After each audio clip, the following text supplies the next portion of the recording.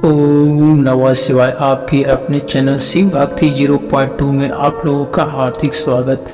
भगवान शिव और माता पार्वती कैलाश पर्वत पर बैठे होते हैं। तभी एक बार नारद जी नारायण नारायण करते हुए देवों के देव महादेव के पास जाते हैं। उन्हें दंडवत प्रणाम करते हुए कहते हैं, हे प्रभु, मेरे मन में एक शंका आ रहा है, कृपया आप इसे दूर करने का कृपा करें। तब भगवान शिव कहते हैं, क्या बात है देवर्षि नारद, तुम्हारे मन में कौन सा प्रश्न चल रहा है जो तुम्हें इतना चिंतित कर दिया है। देवर्षि नारद कहते हैं, हे देवों के देव महादेव, इससे समस्त संसार का कल्याण होगा। हे देव मुनिनाथ, आप किस प्रश्न की बात कर रहे हैं, आप अति शीघ्र बताइए। अगर वह प्रश्न मनुष्यों के कल्याण हेतु होगा तो हम अवश्य ही तुम्हें बताएंगे। तभी देव मुनि नारद कहते हैं, हे देवों के देव महादेव, हमारा प्रश्न यह है कि अपनी माता पिता को दुख देने वाले औलाद को कौन सा सजा मिलता है। तभी भगवान शिव कहते हैं, हे देव मुनि नारद, यह तो मनुष्यों के लिए महत्वपूर्ण प्रश्न है। भगवान शिव देव मुनि नारद से कहते, हे देव मुनि नारद, हम आपको प्रश्नों को एक कथा के माध्यम से बताएंगे, लेकिन हम इस प्रश्न को बताने से पहले जो लोग इस कथा को मन से सुनते हैं उन लोगों का हम 32 अपराध माफ करते हैं। अतः हमारे दो स्वर में देव मुनि नारद भगवान शिव से कहते हैं, मुझे अति शीघ्र उस कथा को सुनाइए। फिर भगवान शिव कथा को आरंभ करते हैं। भगवान शिव कहते हैं, ये देव मुनि नारद, प्राचीन काल की बात है, किसी नगर में गंगा मैया के किनारे एक मकान था। उस मकान में एक ब्राह्मणी और ब्राह्मण रहा करते थे। उन दोनों का जीवन बड़ा सुखमय था।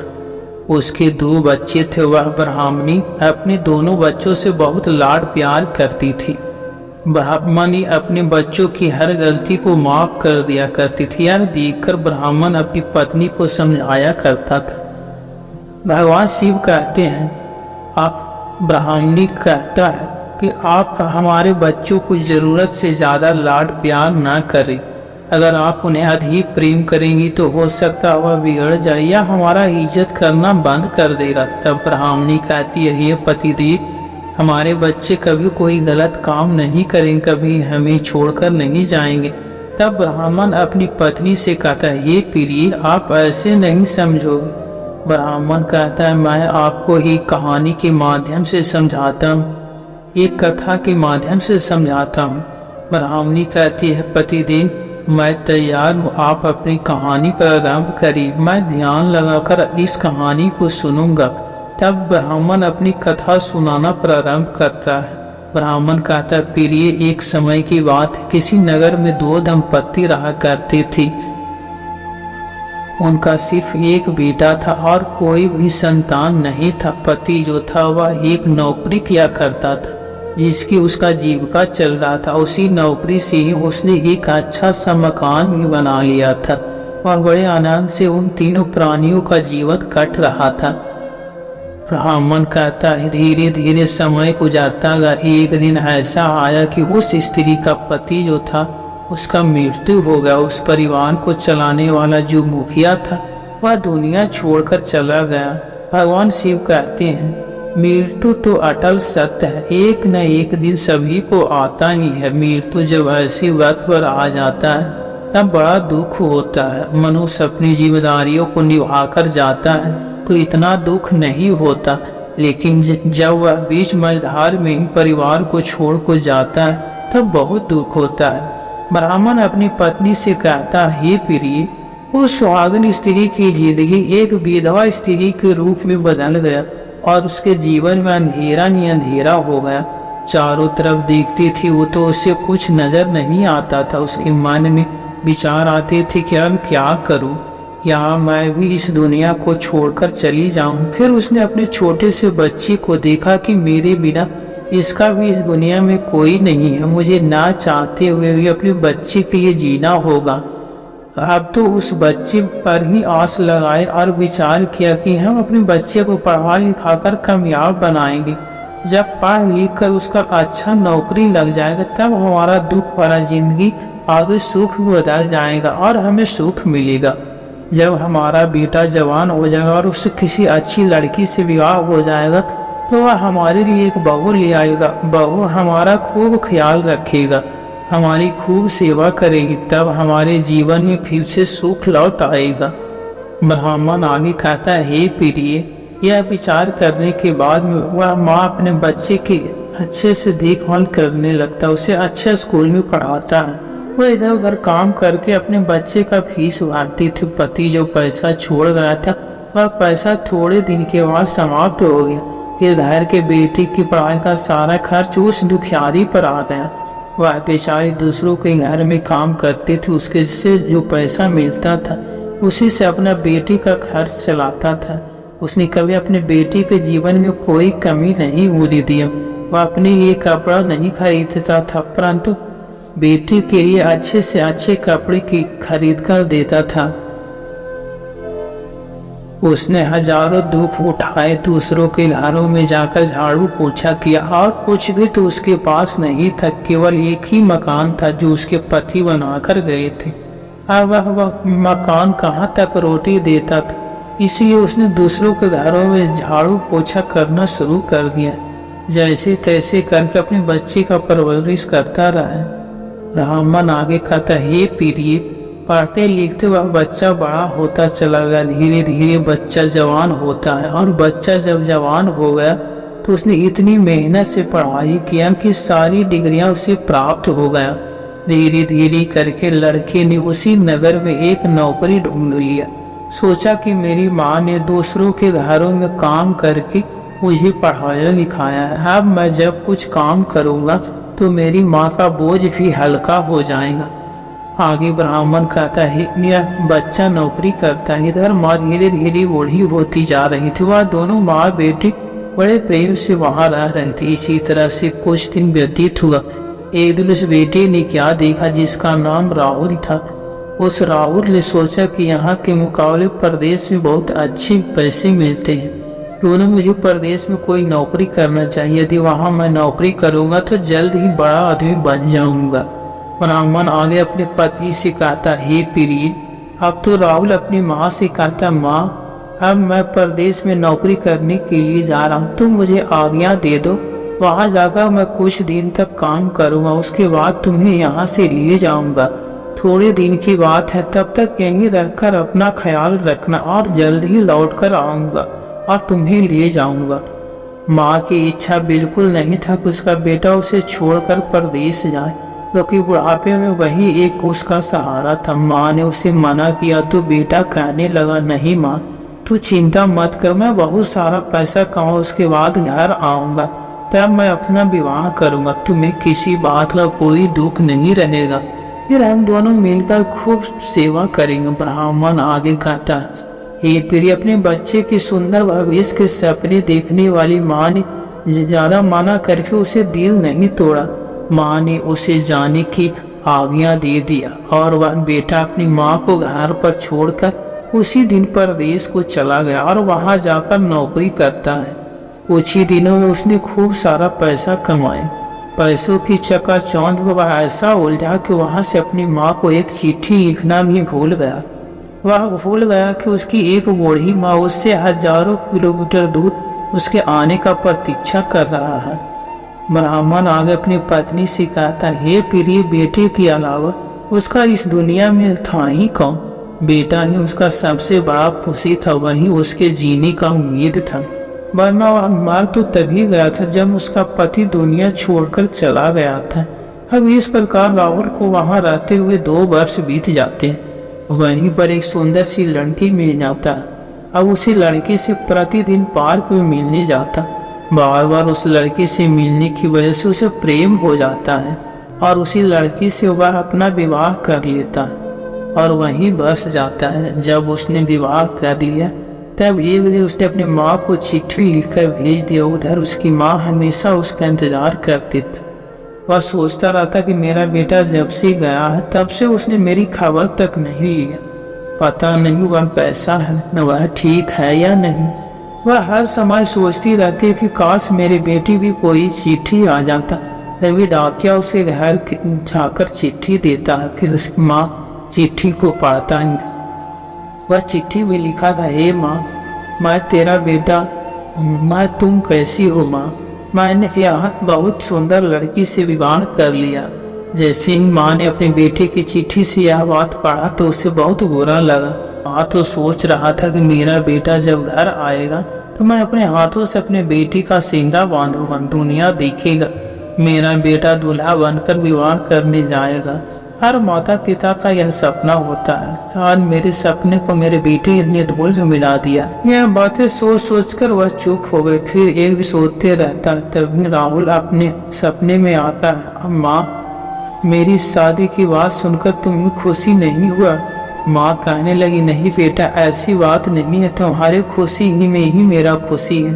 अगर तुमने विवाह कर लिया तो अच्छा किया, तुम दोनों आराम से खुश रहो बेटा, तुम चिंता मत कर, तेरी बहू ऐसी वैसी नहीं, लाखों में एक है, तू जब देखेगा तो खुश हो जाएगा। ब्राह्मण आगे कहता, हे प्रिय, उस दिन के बाद में फिर उस बेटी ने दोबारा कभी अपनी माँ के लिए चिट्ठी नहीं भेजा। बेचारी उसकी माँ इंतजार करता रहा। अपनी बेटी का इंतजार करते करते उस माँ को 5 साल बीत गए। 5 वर्ष के बाद उसकी माँ एक दिन भोजन बनाने के बाद खाए, उसके बाद सोने लगा।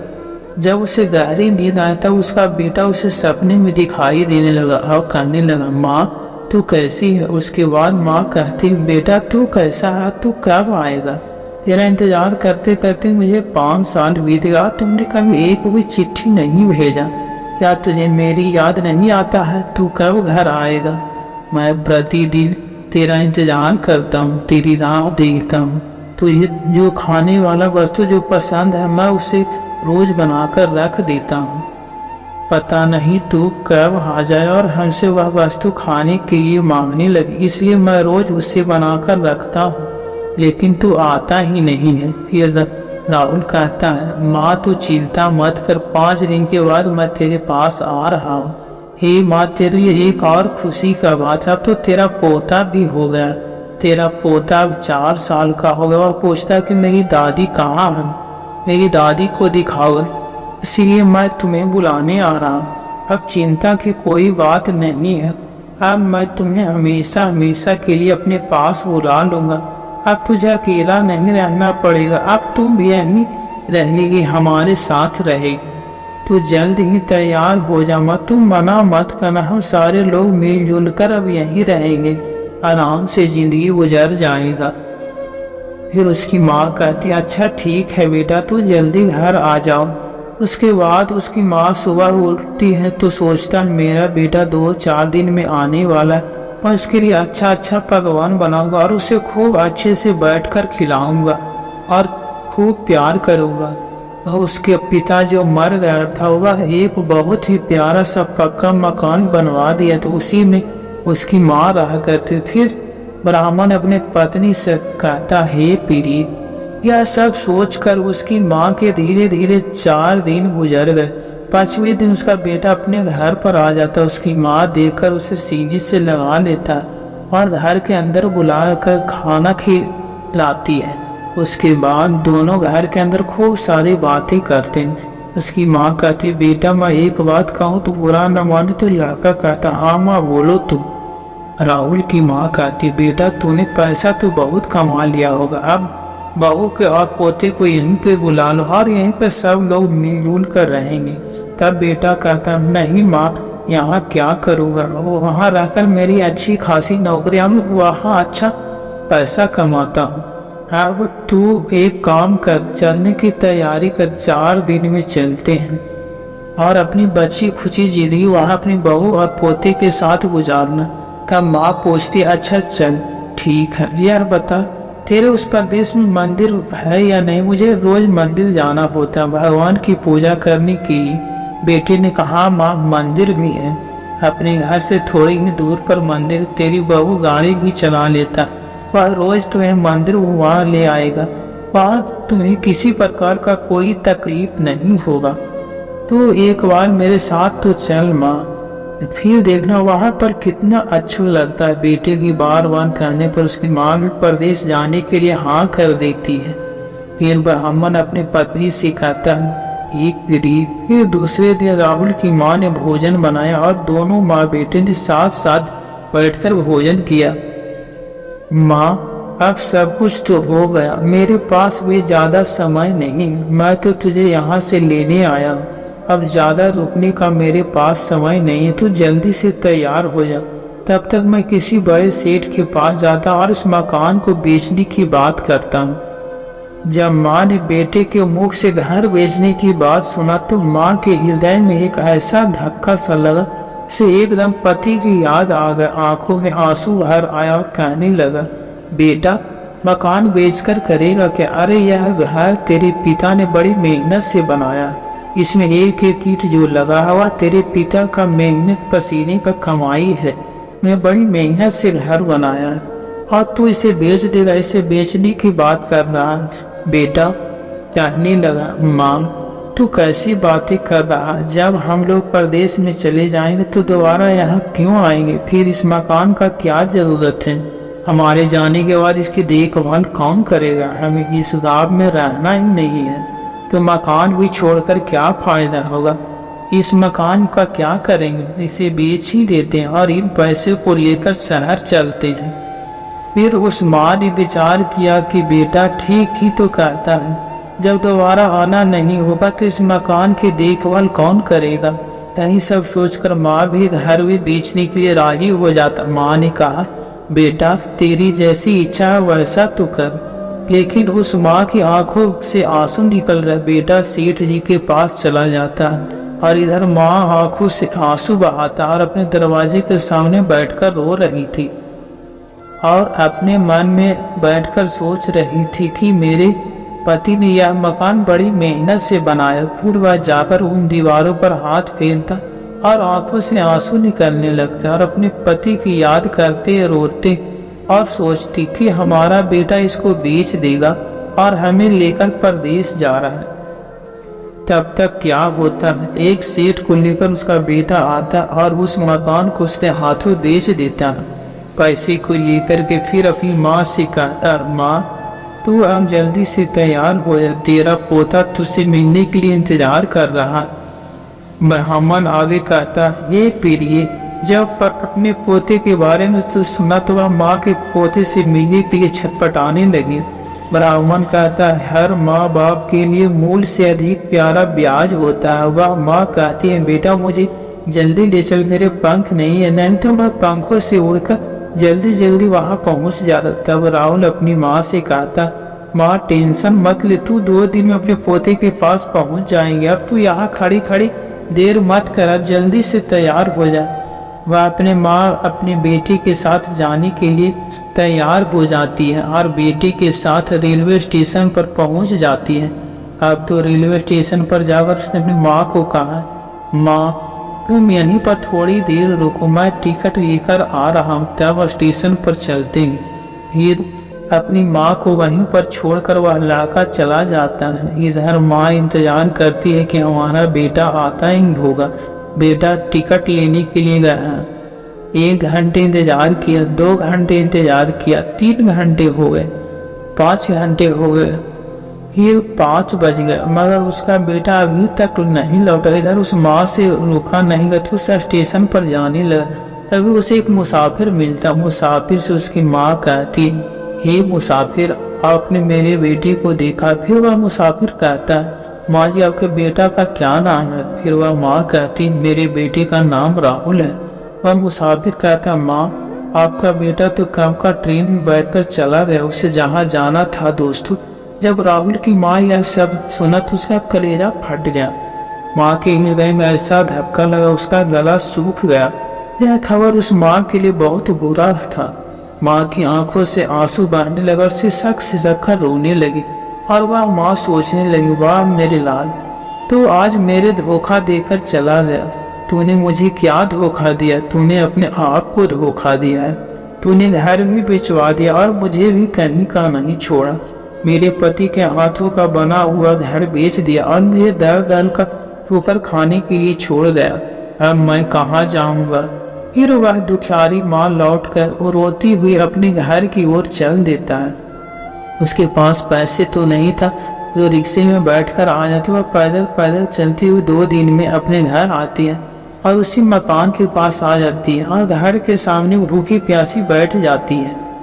उस माँ का हृदय पीड़ा से भर जाता। फिर वह सेठ मकान मालिक आता और बोलता, तू यहाँ बैठी क्या कर रहा? यह मकान अब तेरा नहीं रहा, अब यहाँ से जाओ, यह हमने खरीद लिया है। तब बूढ़ी माँ उसे पूरी बात बताता। फिर वह बूढ़ी माँ कहती, अब मेरा इस दुनिया में कोई नहीं है, मैं इस द्वार को छोड़कर नहीं जाऊंगा, मैं इसी द्वार पर अपना प्राण त्याग दूंगा। तुमने मेरा मकान ले लिया, कोई बात नहीं, मैं तुम्हारे घर के अंदर नहीं जाऊंगा, लेकिन मैं इसी द्वार पर रहकर बाकी जिंदगी गुजार दूंगा। हमें विश्वास है कि हमारा बेटा एक दिन जरूर आएगा।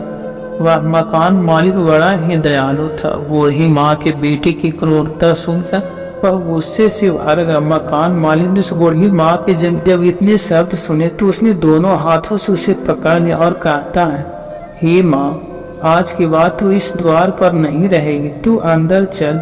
इस मकान में कई कमरे, एक कमरा मैं तेरे नाम करता हूँ, आराम से रहना। आगे भगवान शिव नारद से कहते, हे देव मुनि नारद, जब उस माँ ने उस मकान मालिक के यह शब्द सुने तो उसने उस मकान मालिक को पकड़ लिया और कहने लगी, बेटा, अपने पराये हो गए और पराये अपने हो गए।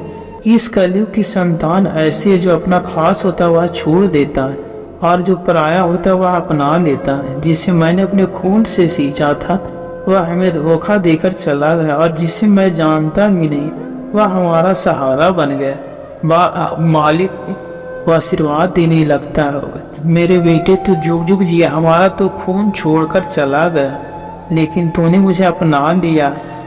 इस दुनिया में अपने पराये हो जाते हैं और पराये अपने बन जाते हैं। यह बात सुनकर उस बूढ़ी माँ का मकान मालिक कहने लगा, हे माँ, तू कैसी बातें कर रहा है? एक कमरा तो बहुत दूर की बात है, मैं यह मकान तेरे नाम करता हूँ।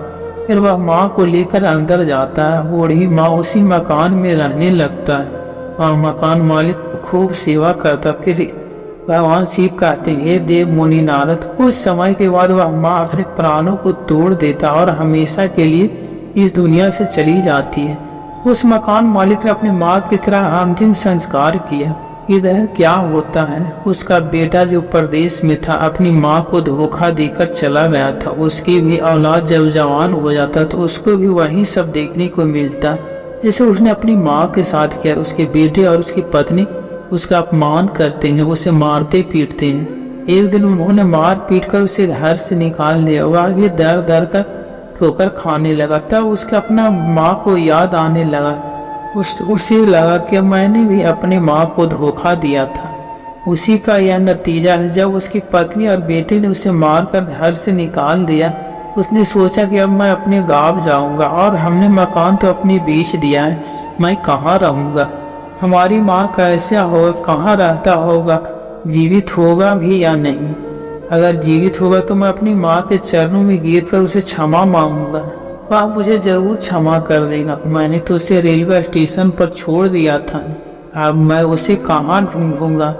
इस प्रकार सोचकर वह अपने गांव में आता है तो वहीं पहुंचता है जहाँ उसका पुराना मकान था। तो आकर के पड़ोसियों से पूछता है कि हमारी माँ कहाँ है? तो पड़ोसी बता देते, तेरी माँ तो बहुत समय पहले ही दुनिया को छोड़कर चली गई। तब सब लोग उसके ऊपर बार बार थूकते हैं, उसे धिक्कारते हैं, तेरे जैसे बेटे को धिक्कार है, परमात्मा तेरी जैसी औलाद किसी को न दे। अब तो वह और भी ज्यादा बुरी तरह से रोता है। उसके जीवन में रोने के अलावा कुछ नहीं बचा था।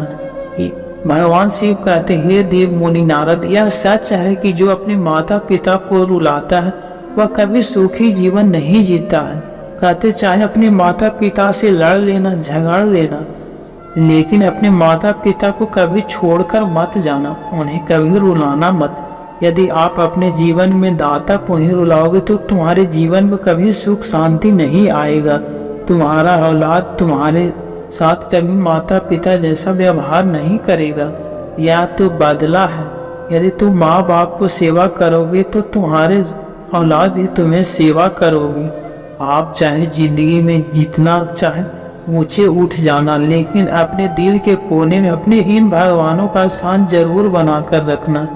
आगे भगवान शिव कहते हैं, माता पिता औलाद और भगवान होते हैं जिनके जीवन भर अपने माता पिता का स्थान अपने दिल में बनाकर रखा और अपने माता पिता का बुढ़ापे में सेवा किया है, उस औलाद को हमारे दूत सीधे स्वर्गलोक में डाल देते। और जो औलाद अपने माता पिता को दुख देता है तथा बुढ़ापे में सताते हैं और उन्हें अनाथ आश्रम में छोड़ देते हैं, ऐसे औलाद को कुंभी पर्क नाक में डाल दिया जाता है, जहाँ तक कई वर्षों तक सांप बिच्छू उनके जिस्म को नोच नोच कर खाते हैं। उसके बाद उन्हें जलते हुए आग में बांध कर लोहे की चाबुक से पिटाई करते हैं और उसे कई वर्षों तक खौलते हुए काढ़ में डाल दिया जाता है। इतना कहकर भगवान शिव इस कथा को यहीं पर समाप्त करते हैं। अगर आज का वीडियो आपको पसंद आया है तो चैनल को सब्सक्राइब और वीडियो को लाइक करके कमेंट में ओम नमः शिवाय जरूर लिख दीजिए। मिलते हैं एक अगले वीडियो में, तब तक की जय श्री राधे राधे।